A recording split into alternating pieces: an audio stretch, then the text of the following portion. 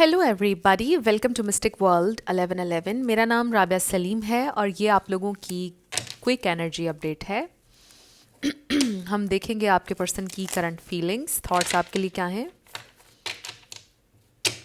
सो friends, ये एक short reading होती है, बिल्कुल टाइमलेस है, सारे स्टार साइंस के लिए है। Let's start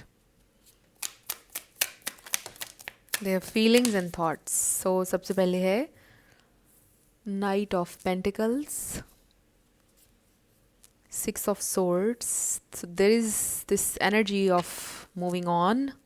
Five of Wands. बहुत ज़्यादा लड़ाई झगड़े, बहुत सारा कॉन्फ्लिक्ट। थ्री ऑफ पेंटिकल्स, आप दोनों की वर्क प्लेस सेम हो सकती है, नेबरहुड।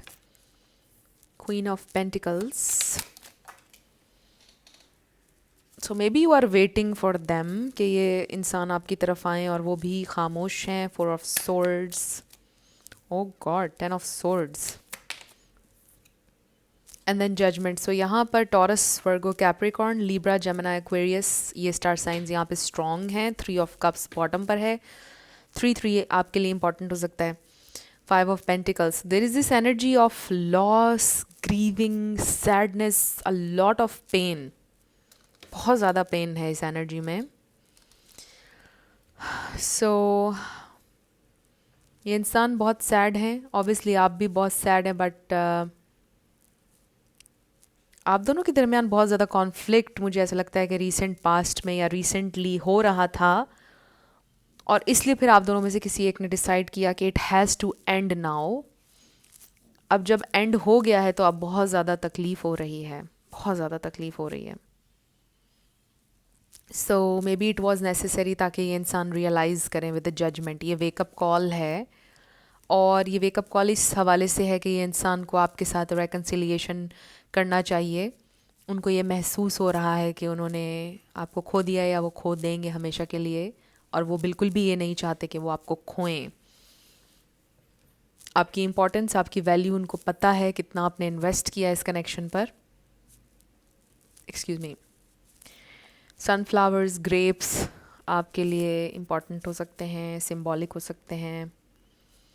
सो अब आप अपने फाउंडेशन पर वर्क कर रहे हैं, अपनी लाइफ के ऊपर फोकस कर रहे हैं, बट आप वेट कर रहे हैं उनका, ऐसा लगता है आप वेट करें कि इंसान कोई एक्शन लें, आपकी तरफ आएँ या इनिशिएट करें कॉन्वर्सेशन। और ये जो भी लड़ाई झगड़े आपके हुए हैं, जो भी चीज़ें हुई हैं, इनको एक्नॉलेज करें फाइनली, और वादा करें कि दोबारा ये सब कुछ रिपीट नहीं होगा। That's what you want, I feel.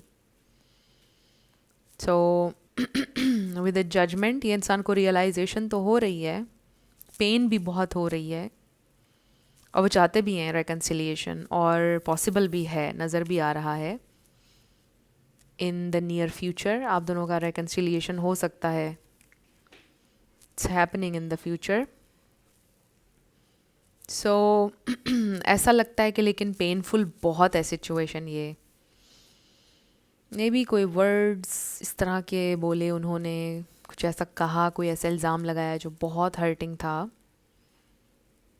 और ऐसा लगा कि बस अब वाकई में मूव ऑन करना चाहिए। May be there is something जिसको आपको लगता है कि अब आप फॉरगिव नहीं कर पाएंगे, या वो आपको फॉरगिव नहीं करेंगे, something like that.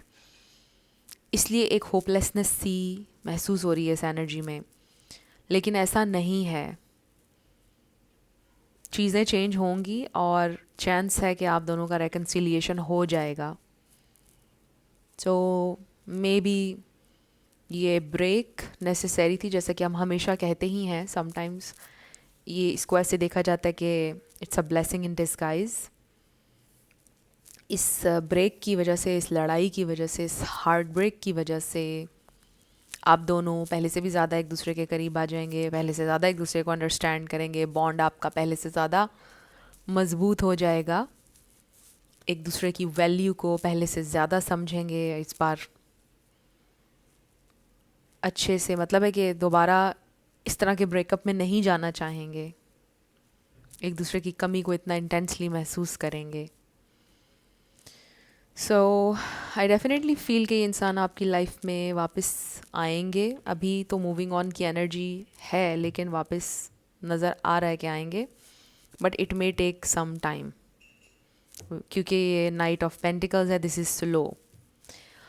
So friends, ये थी आपकी क्विक एनर्जी अपडेट। कुछ भी आपके लिए हेल्पफुल रहा मुझे बताइएगा कमेंट सेक्शन में। मैं मिलूंगी आपसे नेक्स्ट वीडियो में। Love you lots, bye bye.